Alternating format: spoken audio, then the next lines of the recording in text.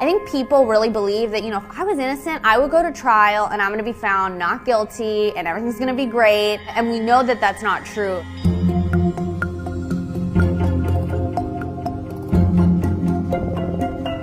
Mandatory minimums are scenarios where if a client of mine is convicted of a particular crime, a judge has no discretion but to sentence that individual to a mandatory minimum sentence. Typically it's a prison sentence. Oftentimes it's a life prison sentence, and it doesn't matter what the client's background is, what their prospects are for rehabilitation. Mandatory minimums are how a prosecutor coerces or scares my clients into pleading guilty.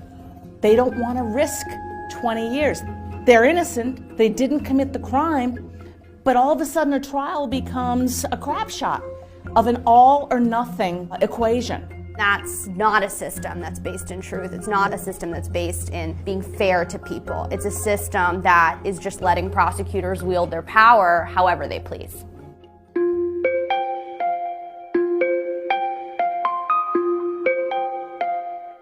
It becomes a power play from the prosecutor's office to say, either implicitly or explicitly, take this deal on this lesser charge with this lesser amount of time, or face the possibility of a mandatory minimum sentence if you take this case to trial, and usually that minimum term is life. So in those scenarios, there really are no choices left for our clients or the accused in that situation, and they are essentially strong-armed into taking offers because the risk on the other side is way too grave.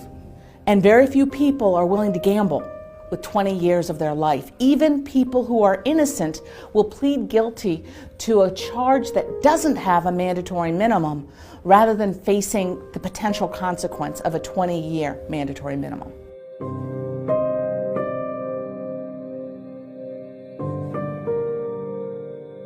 In fact, I would argue that what ends up happening is we have people that are serving disproportionately long prison sentences for crimes they committed as young people, 18, 19, 20-year-olds, that don't need to be in prison. They are no longer a risk to the community. They've been rehabilitated, and they are ready and fit to come back into our communities.